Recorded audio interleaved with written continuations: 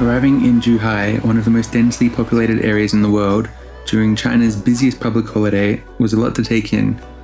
We were still figuring out how to navigate daily life here, and landing in the middle of peak travel season made it difficult to find a place to stay or even book a train ticket. So we decided to head to Guilin, a city known for its stunning mountain landscapes, hoping for a change of pace and some natural beauty. Second day in China, still trying to get used to this many people. Took us quite a long time to get a train today. Been here since 10 o'clock this morning. It's now 5:12 in the afternoon, but we finally got a train to our destination. And then we'll take another train, hopefully find a place to sleep tonight. We're pretty exhausted, but it's busy.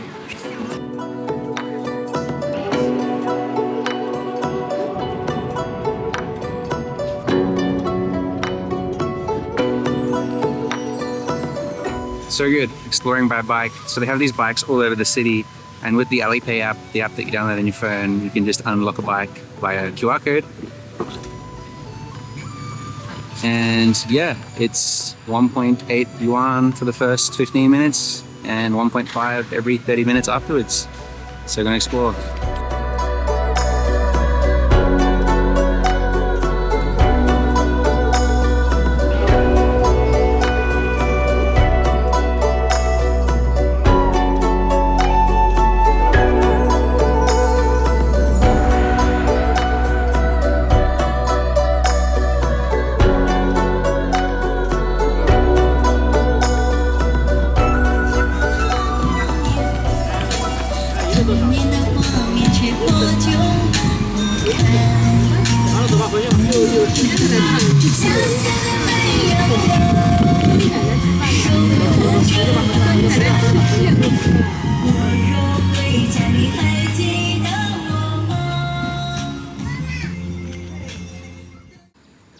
Just came face to face with a monkey while eating a sunflower seed.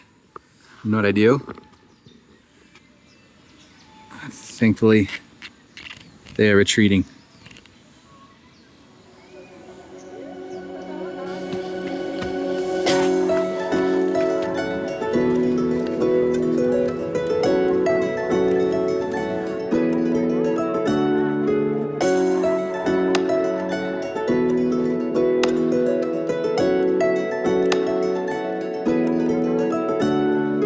I think I've eaten more sunflower seeds in the last few days than I have in my life, but what a spot to eat sunflower seeds. The next morning, I set out to explore the area we'd watched the sunset the night before. It was wet, cold, and honestly pretty miserable, but I stuck to the route I'd planned on my map, which, of course, led me straight into some sketchy terrain. I don't know why, but I always seem to choose the toughest trails on the worst weather days. When I finally reached the top, I took in the view for a brief moment and then hurried back down, racing the storm.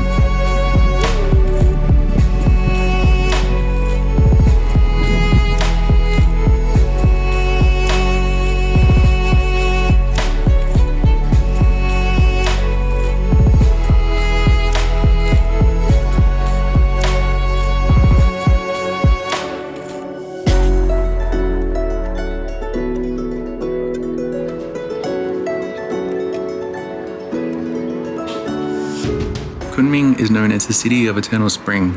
With mild temperatures all year round, it's a place where flowers bloom even in the winter. Today we're stepping back in time with a visit to Guandu Ancient Town, one of Kunming's oldest neighborhoods. Some of the buildings here date all the way back to the Tang and Song dynasties, over 1,000 years ago. At the center of the square sits a peaceful pagoda and an ancient temple that still draws visitors and worshippers alike. This area once served as a key trading and cultural hub, and while much has changed, it retains its historic charm. The main street is now lined with interesting little shops, cafes, and restaurants. One shop in particular stood out to me, not just for what it sold, but how it drew people in. The entrance was cleverly disguised with water features, glowing lights, and curious decorations that lured you in, leading around a corner and into the shop itself. A pretty smart bit of marketing. And honestly, it worked. It's funny, you have this like super extravagant secret entry to get into the shop, and hey, it worked. I bought something, but then the exit is just like super minimal. Pretty funny.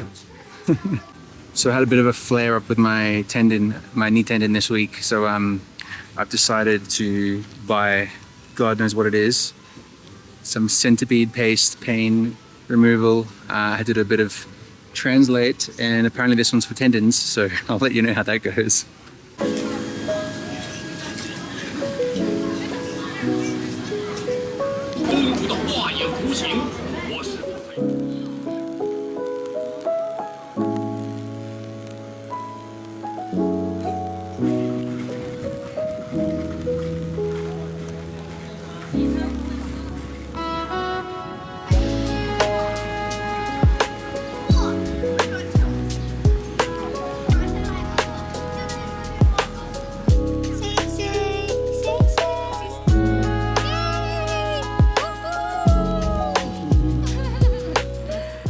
We also spent some time in the city centre of Kunming, and honestly, I was surprised. It was beautiful, clean, and full of interesting public art at every turn. One of the highlights was Green Lake Park, an absolutely stunning place to wander and get a little lost in. There were plenty of attractions and rides for kids, peaceful ponds surrounded by tea houses, and pathways that led to beautiful sights. Everywhere you looked was a photo-worthy moment. The traditional architecture was incredible, and the care that had gone into the gardens, and especially the bonsai displays, was next level. It was the perfect place for an afternoon walk and to observe locals going about their daily lives, just enjoying the slower pace of the park.